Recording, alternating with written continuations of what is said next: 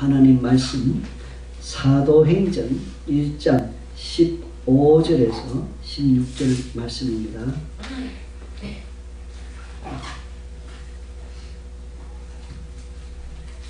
사도행전 1장 15절에서 16절 말씀 봉독해 드리겠습니다. 모인 무리의 수가 약 120명이나 되더라.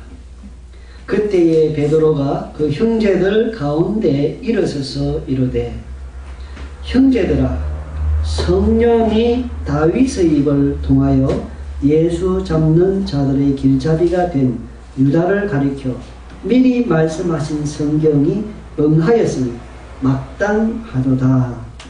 아멘. 예.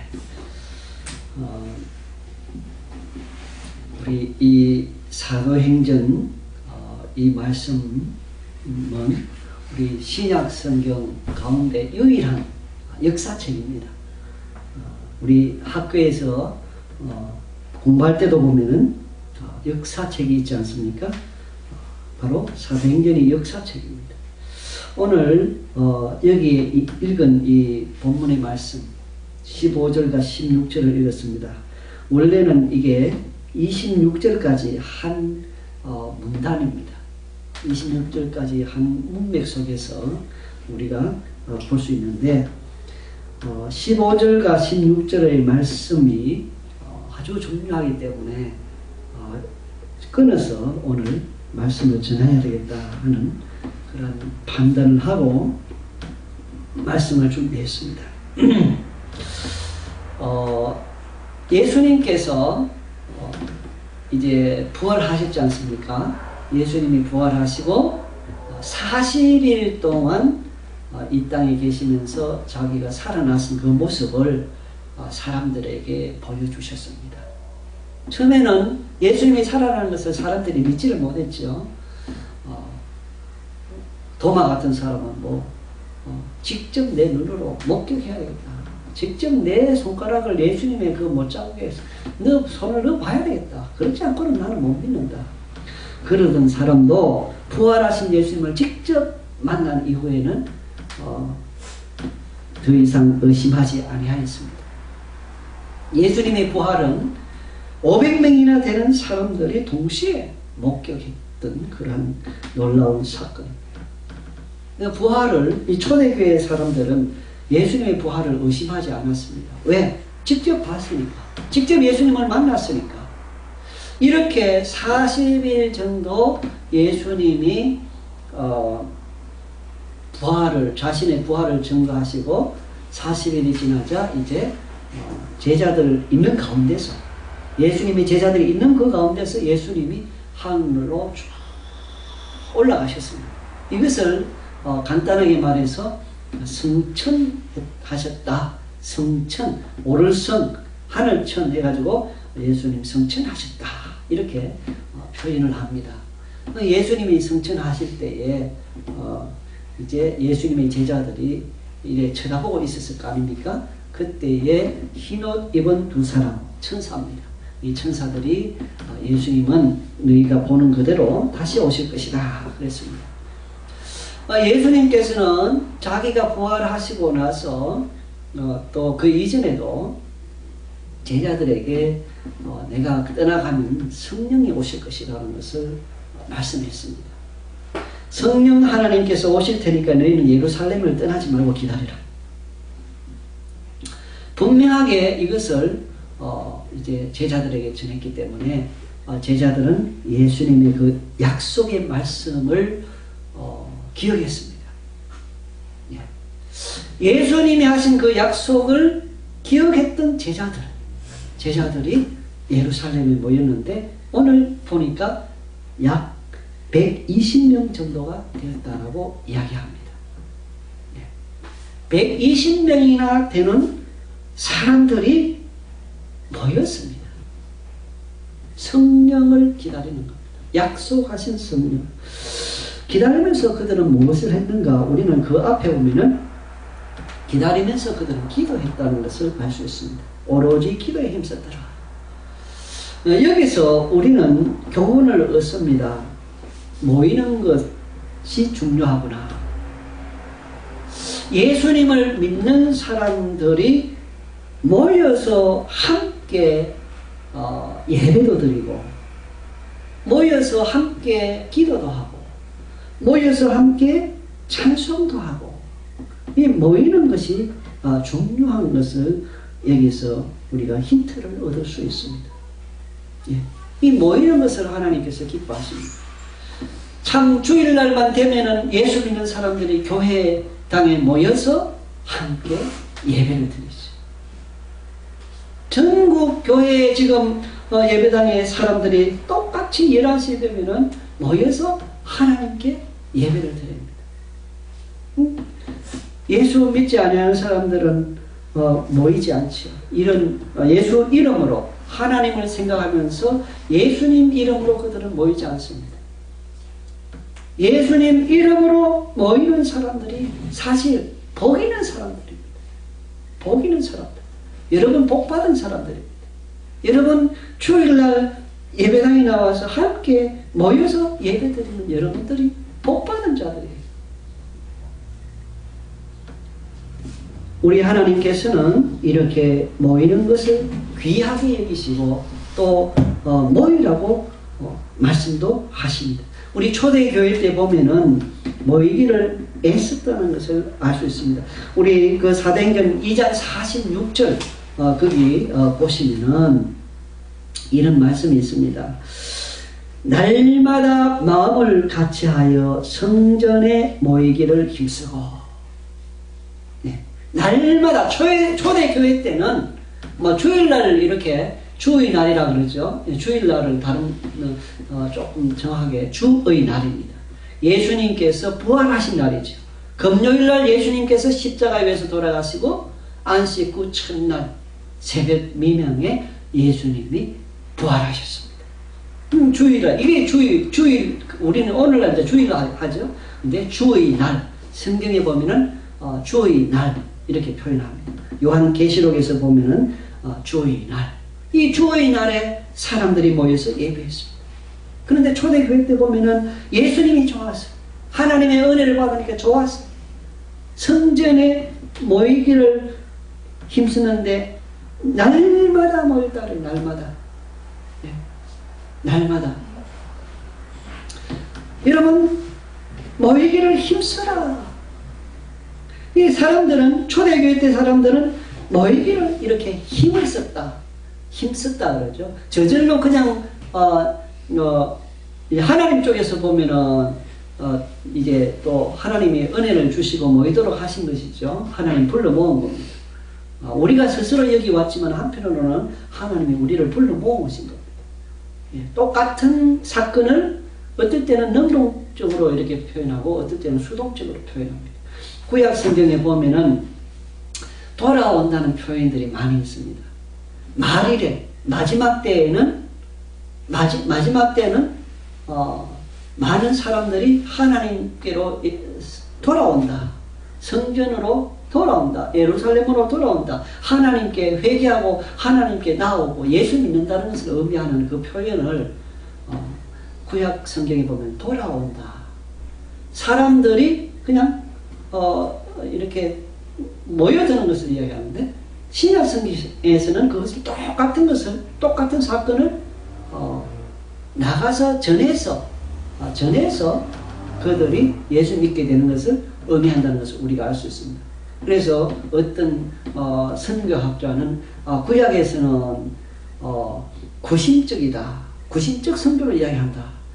그러니까 돌아온다. 이렇게 구심 중심을 향해서 이렇게 오는 모습. 또 신약 성경은 원심적이다. 밖으로 나가는 것을 얘기한다. 이렇게 표현하죠.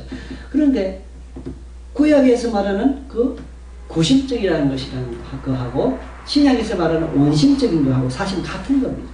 같은 사건인데 어떤 관점에서 보느냐에 따라서 표현이 달라지는 것입니다. 우리가 여기 모인 것도 마찬가지죠. 사실은 여러분들이 복받은 자들, 주일날 이렇게 오셨다는 것은 이것은 하나님이 여러분들에게 은혜를 주셔서 오시게 한 겁니다. 또 다른 한편으로는 여러분들이 온 거죠. 그래서 능동적인 면이 있고 한편으로는 수동적인 면이 있는 것을 우리가 보는데, 초대교회 성도들은 모였다는 거죠. 하나님의 은혜 가운데 모였습니다. 그러나 한편으로 사람 입장에서 봤을 때, 성도들 입장에서 봤을 때는 애썼다, 힘썼다. 여러분들이 여기 오는데 그저 저절로 오는 거 아니죠. 오시기 위해서 옷도 단장하게 입으시고, 오시기 위해서 또 미리 준비하시고, 성경책도 들고, 또 집에서 여기까지 오는데 시간이 걸릴 텐데 예배 시간 전에 다 이렇게 오시고, 이 얼마나 마음을 썼다는 의미입니까? 그죠? 애쓴 것이죠. 우리 이렇게 애쓰는 모습, 모이기를 애쓰는 모습을 하나님께서 기뻐하십니다. 이 초대교회 성도들은 이렇게 모이기를 애쓰고 모여서는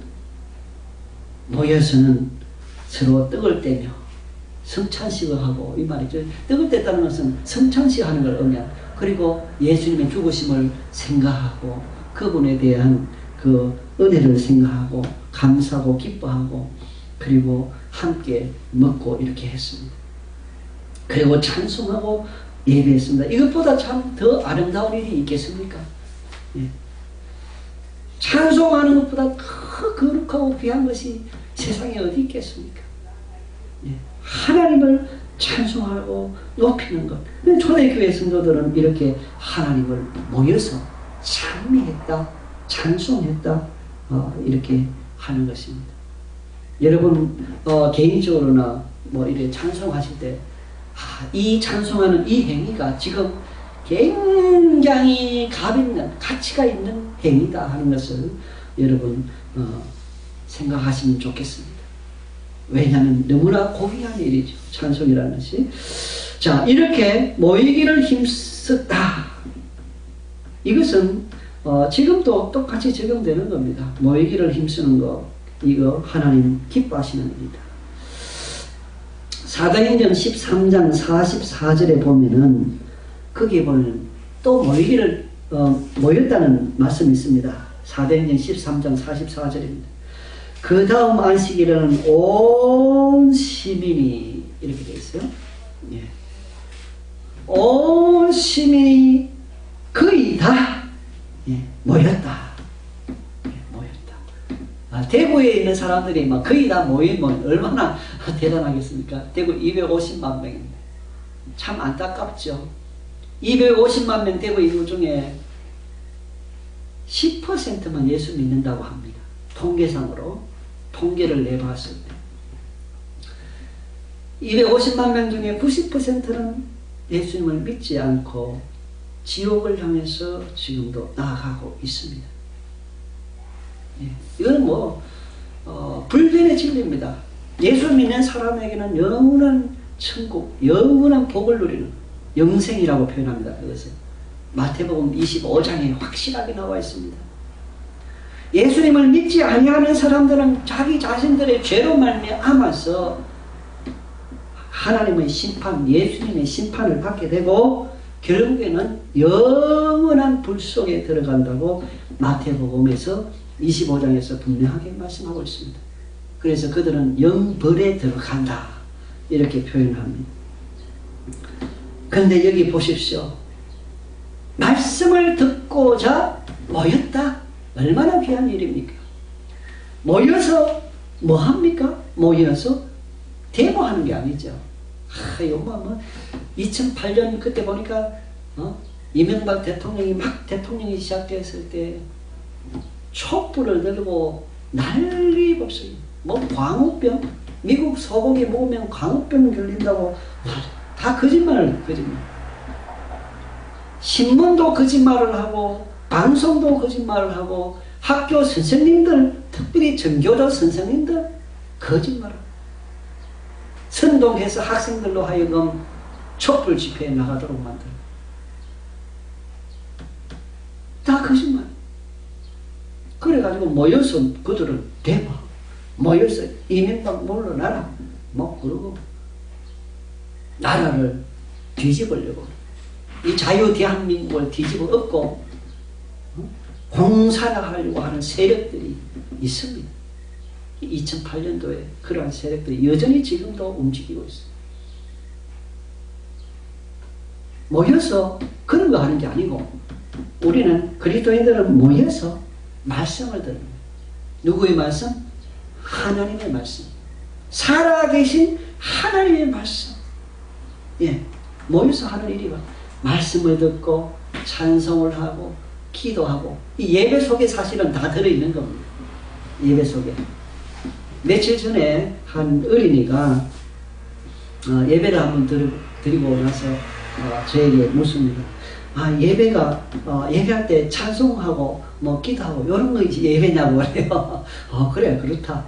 예배 드릴 때는 예배 속에는 기도도 있고 예배 속에는 찬송도 있고 예배 속에는 헌금하는 시간도 있지 않습니까? 헌금하는 그 시간도 그 자체도 예배의 한 요소입니다. 하나님께 나를 바친다는 의미죠. 그리고 뭐 함께 말씀을 듣는 거 이게 예배의 요소인데 이 모여서 하는 일들입니다. 예, 모이기를 힘쓰라. 히브리서 10장 25절에 보면은 모이기를 폐하는 어떤 사람들의 습관과 같이 하지 말고 그랬습니다. 사단은요 사람들을 이용해서 모이지 못하게 합니다. 바쁘다는 핑계. 나 지금 뭐 무슨 핑계가 많아요. 주일날 모여서 하나님께 예배 우리는 드려야 되는 그것이 하나님 앞에 도리인데 핑계거리를 많이 만들게 만들어요, 사탄이. 그리고 또 더 적극적으로는 핍박을 하죠. 교회를 핍박합니다. 권세자들을 활용합니다. 우리 요한계시록에 보면은 그 권세자들을 사단의 동으로서 이 짐승이라는 표현을 해요. 짐승. 이 짐승이 권세를 받아서 교회를 핍박해요. 이 짐승이라는 건 권세자들, 왕들이라든지. 우리 초대 교회 때도 보면은 어마어마한 핍박이 있었죠. 로마 시대 때. 그 이후에 지금도 사실은 이러한 핍박이 있습니다. 북한에 그렇잖아요. 북한. 신앙의 자유가 없는 곳이에요. 북한. 예수 믿으면 당장 사형입니다. 지하 교인들 아무도 모르게 모여서 얼굴 가리고 예배 드린다 그래요. 서로 못 알아보게. 그래가지고 예배 드리고 하는 데도 있는가 봐요. 그런데 김일성대 나온 우리나라 말하면은 서울대죠. 머리가 좋은 김일성대 다니는 학생이었다. 그러든지 뭐 거기 나온 사람이라든지 딱 그 자기를 신분을 속이고 그 속에 침투해 들어가가지고 거기에 있는 사람들을 알아내가지고 그 지하 교인들을 처형시키다는 거. 그게 벌써 다 나와 있습니다. 이렇게 아직도 사단은 권세자들을 이용해서 교회를 핍박하고 모이지 못하게 합니다. 모이지 못하게. 그런데 모이기를 폐하는 어떤 사람들의 습관 같이 하지 말라. 성경은 이렇게 우리에게 말씀하고 있고 대신에 오직 권하여. 권해라 그랬죠. 권해라. 교회 가자. 모이자. 권하여 그날이 가까움을 볼수록 더욱 그리하자. 예수님이 오시는 그날 마지막 그 순간 가까이 오는 그 순간 가까이 옴을 볼수록 더 우리가 모이기를 힘쓰자. 모이기를 애쓰자. 모이기를 애쓰라. 힘쓰자.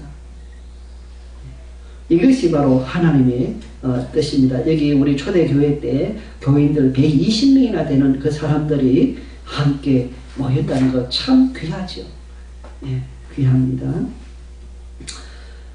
예, 그 다음에 우리 5절 16절에서 우리가 보는 것은 베드로에 관한 것입니다. 모인 무리의 수가 120명 정도 되는 그 모인 무리 수 가운데서 베드로라가 하는 사람이 일어섰습니다. 다 모여 기도하고 이제 이래 하는 가운데, 모여 있는 가운데 베드로가 일어섰어요.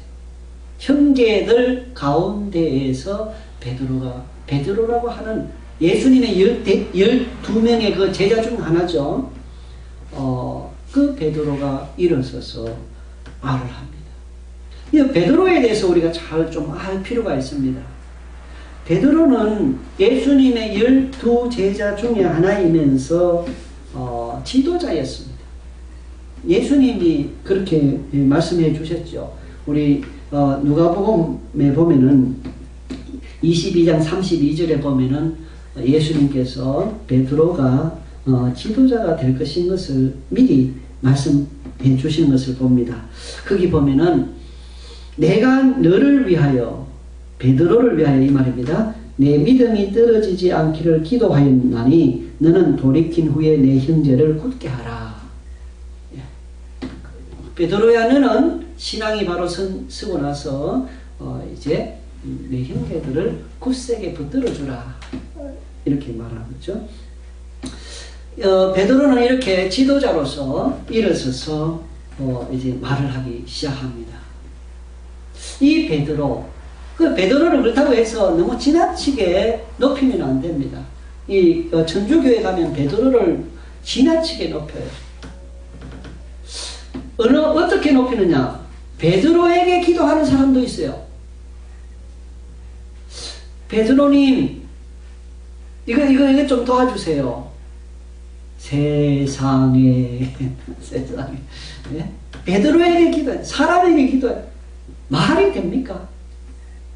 우리가 기도를 해야 할 그 대상은 하나님밖에 없습니다. 하나님. 예. 예. 교회 와서는 이렇게 잠자도요. 잠자도 다 듣습니다. 제가 그런 경험을 했어요. 그래서 편안하게 예배 드리시기 바랍니다. 괜찮습니다. 뭐 좀 이렇게 해도 하나님은 다 또 우리 이해하시고 편안한 마음으로. 우리 베드로에 대한 베드로에게 기도하는 거 아주 잘못된 것이요. 기도는 하나님에게만 해요. 하나님. 성부와 성자 성령 삼위일체 하나님께만 기도해야 해요. 예수님이 우리에게 기도를 가르쳐 주셨습니다. 주기도문이라 그러기도 하고 정확하게 주님께서 우리에게 가르쳐 주신 기도죠. 거기에 보면은 첫 마디가 하늘에 계신 우리 아버지요. 우리가 기도해야 할 기도 하면서 요구하는 그 대상은 하나님께 기도해야 되지. 베드로님 도와주세요. 이 말도 안 돼요. 그거는 올바르지 않습니다. 기도의 궁극적인 그 대상은 하나님이시다. 그 다음에 또 잘못된 것이 있습니다. 베드로 이름으로 기도하는 사람 제가 직접 봤습니다. 하나님께 기도하면서 하나님 이거 도와주세요 쭉 이야기하고 기도하고 마지막에 베드로 이름으로 기도합니다. 이것도 참 잘못된 것이죠. 여러분, 우리가 기도하는 것은 누구 이름으로 기도해야 되는 겁니까? 예수 이름으로. 예수님 이름으로만 우리의 기도가 하나님께 나아갈 수 있습니다. 왜? 예수님만이 다리가 되어주시기 때문에 그렇습니다. 중보자라고 이렇게 표현하는데, 중보자. 예수님만이 유일한 중보자예요. 하나님과 우리 사이를 맺어주는 분이 예수님이십니다. 예수님만이 우리의 죄를 담당하시고 십자가에 위해서 돌아가셨습니다. 그 예수님의 수고, 예수님의 공로라 그러죠. 그 예수님의 공로, 그것 때문에 우리 기도가 하나님 앞에 받아들여지는 거예요. 우리가 그것을 어디에서 알 수 있느냐 하면 요한계시록에서 알 수 있습니다. 요한계시록에 보면은 거기에서 우리에게 가르쳐 주시는 말씀이 있는데 거기 계시록에 이제 그 향에 대해서 나와요. 향. 요한 계시록에 보면은 향. 그 향을 이제 향이 있고 향에서 연기가 나고 이렇게 하는데 그것은 성도들의 기도다 이렇게 이야기합니다. 거기서 향이라는 것은 바로 예수 그리스도의 공로 이것을 의미합니다. 제단의 향이니까 제단은 바로 예수 그리스도의 죽음을 의미합니다. 제단. 예수 그리스도의 공로 그것과 더불어서 우리 기도가 하나님께 나가는 거예요. 그리고 향이라는 것이 바로 그리스도의 공로를 의미하는데 함께 나간다. 예수 그리스도의 공로, 예수님의 그 수고 그것이 없었더라면 예수님이 우리를 위해서 십자가 위에서 죽지 않으셨더라면 예수님이 아니라면 우리의 기도가 하나님께 연락되지 않습니다. 절대로 연락되지 않아요. 그걸 알아요. 내가 기도했을 때 하나님 응답해 주셨다. 그것은 예수님의 공로 때문에 응답해 주시는 겁니다. 예수님의 공로. 자, 이렇듯 예수님만이 중보자가 되시는데 기도할 때 우리가 예수님 이름으로 기도해야 되지 베드로 이름으로 기도하면 그거 잘못된 거예요. 제가 오래됐습니다. 한 20년 됐지 싶어요. 언제쯤인지 그것도 기억이 좀 너무 오래돼가지고 그런데 하여튼 분명한 것은 서울에서 대구로 열차를 타고 내려올 때였습니다. 그때 제 옆에 천주교회에 다니는 성당에 다니는 수녀님이 앉으셨어요. 나이 많으신 수녀님이. 그런데 그분이 이렇게 불교인들이 가지고 있는 이 묵주 같은 거, 묵주라 그랬죠. 그걸 돌리는. 그걸 이렇게 돌려가면서 기도를 하더라고요. 저는 옆에 가만히 앉아 있었습니다. 그런데 뭐 가만히 앉아 있어도 다 들리잖아요.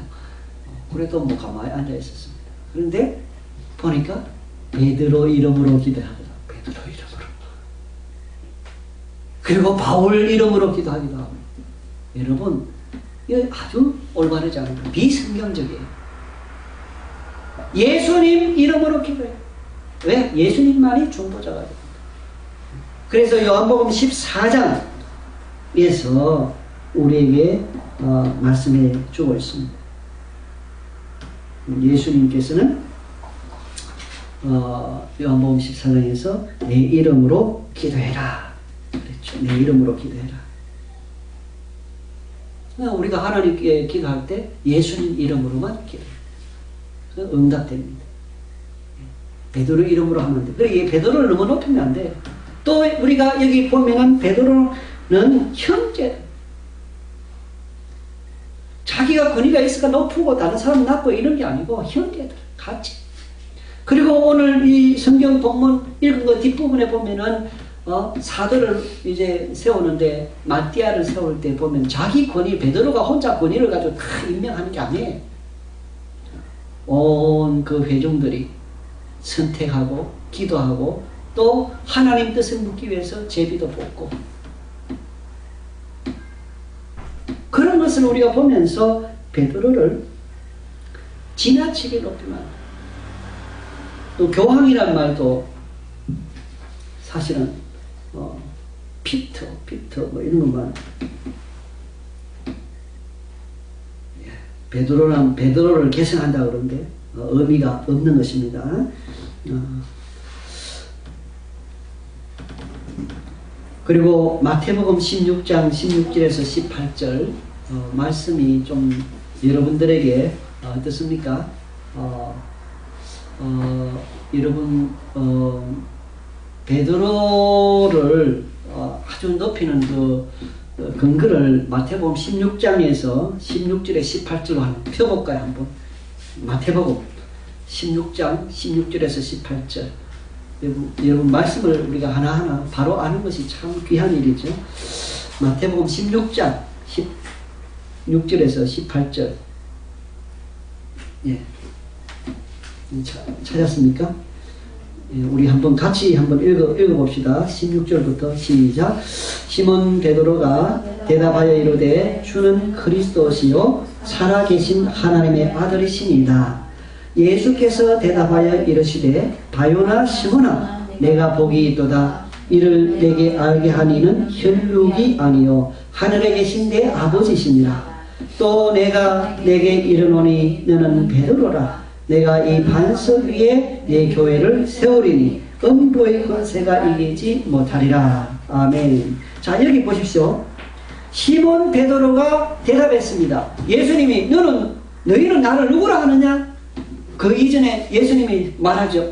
묻습니다. 사람들이 나를 누구라 하느냐? 제자들이 말합니다. 누구는 예수님이 선지자 중에 하나라 합니다.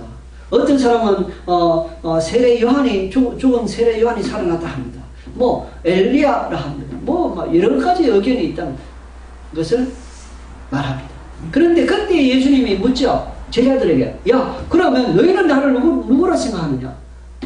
예수님의 제자들은 지금 3년 동안이나 예수님과 함께 다녔어요. 그런데 예수님께서는 그들에게 묻습니다. 너희는 나를 누구라 하느냐? 여러분들은 예수님을 누구라 생각합니까? 너희는 나를 누구라 하느냐? 그때요, 하나님의 은혜 가운데 베드로가 대답을 하죠. 베드로가요, 주는, 여기 나와요. 대답입니다. 주는 그리스도시요. 이건 정말 굉장한 고백이에요. 주는 그리스도시요. 주는 메시아요. 주는 구약 성경 그 시절부터 예언되어 온 하나님께서 보내주시기로 약속하신 바로 그 메시아입니다. 정말 놀라운 고백이죠. 주는 그리스도시요 살아계신 하나님의 아들이십니다. 완벽한 고백입니다. 이런 신앙 고백, 우리가 사도신경 고백했지 않습니까? 이 베드로가 예수님에게 한 이 고백, 완벽한 고백이에요. 완벽한 고백. 예수님 마음이 얼마나 기뻤겠습니까? 다른 사람들은 선지자 중에 하나라 합니다. 여러분, 이슬람을 믿는 사람들도 예수님이 선지자라고 믿어요. 그러나 예수님이 하나님의 아들이라고는 안 믿어요. 오히려 예수님을 하나님의 아들이라 믿는 사람들을 핍박합니다. 인도네시아도 보면은요, 교회당을 이 이슬람들이 와서 불태우고 파괴하고 막 핍박을 해요. 그런데 예수님께서 복이 있다. 시몬아, 베드로야, 너 복이 있다. 이렇게 이야기하죠. 그리고 나서 18절에 오늘 전하고자 하는 게 18절 말씀이에요. 잘 이해하시기 바랍니다. 이거 보십시오. 베드로라는 말이 있죠. 베드로 이름이니까, 그죠? 베드로. 그런데 여기 반석이란 말로 번역된 게 있죠. 너는 베드로라. 내가 이 반석 위에 그랬을 때 이 반석이 헬라 말로는 비슷합니다. 발음이. 베드로란 말하고 이 반석이란 말은 페트라. 베드로는 페트로. 그죠? 그러니까 발음이 비슷하니까 이 반석이란 말, 이것이 바로 베드로를 의미하는 거다, 이런 생각한 거예요. 천주교에 다니는 그 사람들이. 그런데 실제는 그게 아니에요. 여기에서 이 반석 번역을 잘 해놓은 겁니다. 이 반석을 말한 거예요. 페트라라는 것은 여성 명사로 되어 있어요. 그 원어의 헬라어에 보면. 베드로는 남자예요. 남자 베드로는 그냥 페트로고, 페트라라는 것은 베드로를 말하는 것이 아니라 말 그대로 반석.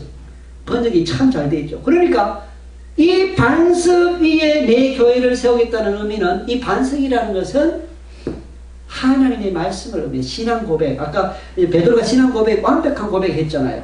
그 고백 위에 교회를 세우겠다, 이 말입니다.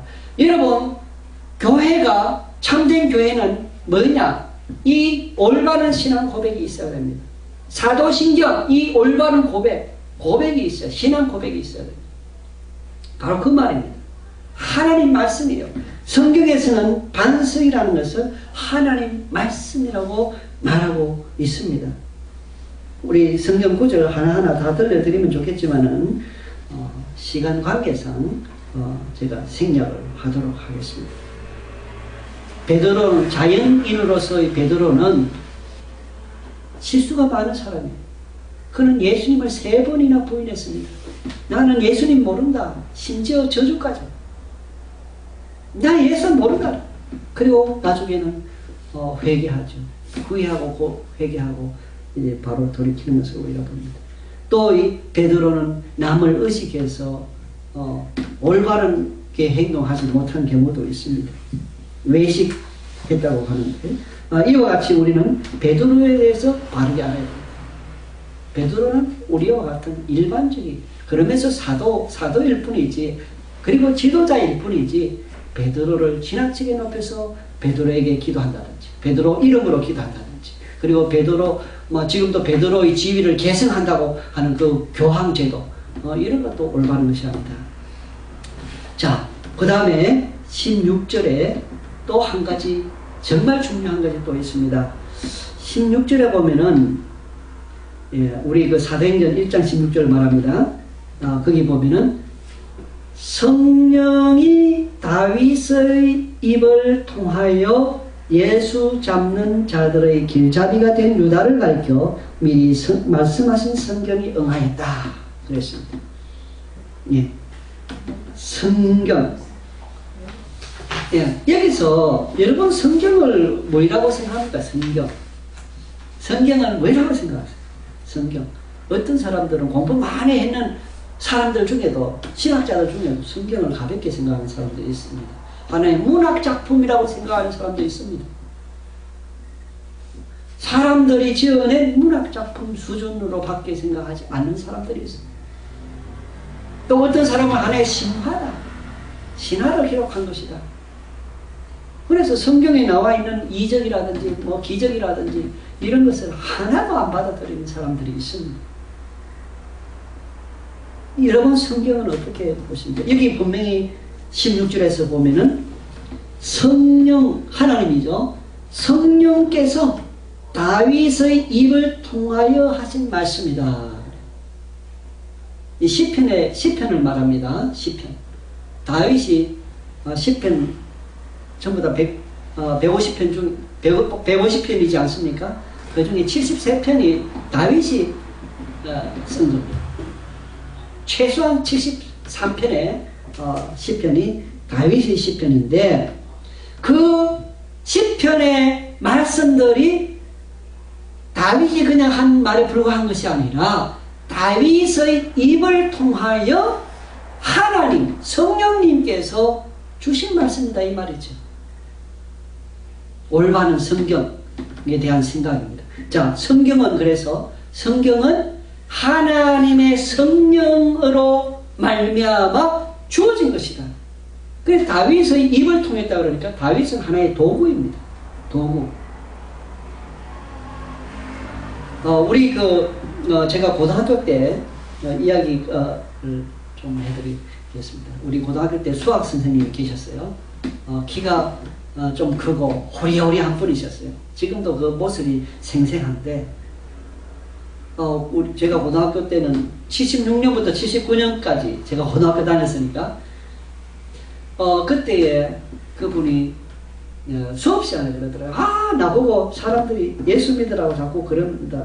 그래서 내가 그 성경 그게 뭐냐고 그러니까 하나님 말씀이라 그러더라고. 그래요? 그분이. 그러면서 아이고 성경도 사람이 쓴 거잖아요. 자기가 그랬다는 거예요. 그러니까 또 예수 믿는 사람이 전도하는 사람이 하는 말이 사람이 쓰기는 쓰는데 그 하나님이 감동으로 된 것이라고 그러더라고요. 예수 안 믿는 그 수학 선생님이 우리한테 이야기해 준 말 바로 이거예요. 이거 성경은 사람이 썼죠. 성경은 사람이 썼는데 그런데 성령의 감동 이게 중요하죠. 성령의 감동. 그렇기 때문에 이 성경은 우리에게 생명을 가져다 줍니다. 성경을 우리가 가까이 하는 자가 되어야 한다는 것을 보여줍니다. 성경을 알아요. 교회 와서 모여서 성경을 말씀을 여기서 여러분 저는 그걸 봅니다. 박찬호가 그죠? 박찬호가 경기하는데 야구를 잘하잖아요. 볼을 던지는데 포크볼 막 공이 날아가다가 갑자기 탁 떨어져요. 투수 타자죠. 쫙 날아가다 타자 앞에 가서 타자 딱 치려고 그러면 탁 떨어져 가는데 못 치게. 그는 또는 막 회전을 빠르게 해서 그냥 막 못 치게 하는 그는 여러 가지 볼을 섞어가면서 이렇게 막 얼마나 잘 던지는지 그 한 사람 때문에 박찬호가 나가는 게임은 지금 다 매진이래요. 지금 계속해서 연속해서 지금 다 매진이라는 거예요. 저는 그걸 보면서 저 한 사람 저거 실력 저거 보기 위해서 그 매진이라고 하면 적어도 2만 명 내지 2만 5천 명의 사람들이 모이는 건데 참 하나님의 말씀을 듣기 위해서 저렇게 들어야 된대. 이런 생각을 좀 해봅니다. 왜? 이건 생명의 말씀이에요. 하나님 말씀. 근데 사람들은 생명의 말씀의 가치를 알지를 못합니다. 우리 성경에서는 분명히 이 성경이 우리에게 구원을 가져다 구원의 길을 알려줘. 성경은 우리에게 유익을 가져다 준다. 그 잠시 일시적인 유익이 아니라 영원한 유익을 가져다 준다. 그래서 디모데후서 3장 14절 이하에서 이렇게 특별히 16절에서 이렇게 말합니다. 모든 성경은 하나님의 감동으로 된 것으로 교훈과 책망과 바르게 함과 의로 교육하기 유익하다. 성경을 가까이 하는 사람 치고 여러분 이 세상에서 멸망할 자들 없습니다. 성경을 사랑해서 하나님 사랑해서 성경을 가까이 하는 그런 사람들. 왜? 성경 속에 구원에 이르는 지혜가 있고 성경을 가까이 하면 깨닫게 돼요. 내가 지금 잘못을 범하고 있구나. 회개하게 됩니다. 성경을 통해서 내가 또 힘을 얻습니다. 용기를 얻습니다. 이 성경, 올바른 성경관을 가지자 하는 것입니다. 자, 요약하겠습니다. 이제 설교 이제 마칩니다. 설교, 여러분 어떤지 모르겠는데 이제 요약을 하겠습니다. 시험 나옵니다. 첫째로 오늘 들은 말씀대로 모이기를 힘써야 되겠다. 모이기를 힘쓰는 것이 하나님의 뜻이다. 남은 뭐라 해도 나는 예배당에 모이는 것을 귀하게 여겨야 된다. 모이기를 힘쓰자. 모이기를 힘쓰는 가운데 그 모였을 때 하나님께서 은혜를 주시고 나도 모르는 가운데 그 모임을 통해서 하나님께서 또 영광 받으시고 은혜를 내려주십니다. 자꾸 기도하기 위해서 기도 모임에 모이고 예배드리기 위해서 모여야 됩니다. 모이는 것이 하나님의 뜻이고 초대교회 때도 그렇게 모였다. 그 다음에 두 번째, 베드로에 대한 올바른 지식. 베드로가 교회의 지도자이면 틀림없지만은 그렇다고 베드로 이름으로 기도한다든지 베드로에게 기도한다든지 하는 이러한 잘못된 신앙생활을 해서는 안 되겠다 하는 거죠. 오직 기도는 누구에게? 하나님께 하는. 그리고 중보자는 예수님밖에 없기 때문에 예수님 공로 그것만이 우리의 기도를 하나님께 연락되도록 하기 때문에 예수님 이름으로만 기도해야 된다 하는 것입니다.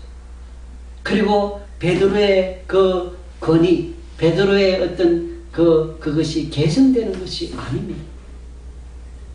그것을 우리가 바로 알아야 되겠다. 그 다음에 오늘 우리가 들은 말씀 가운데 성경에 대한 것입니다. 여러분 성경을 어떻게 생각하시느냐? 성경은 바로 하나님의 감동, 성령의 감동으로 되어진 하나님의 말씀이다. 이것을 우리가 알고 하나님 말씀을 사랑하는 자들. 제가 우리 교회에 나오는 우리 학생, 주일학교 학생 그 할머니가 계시는데 그분은 이제 다른 교회에 다니고 계시는데 이 아이 신방을 가서 이래 만났을 때 이렇게 이야기하더라고요. 아이고 목사님 작년에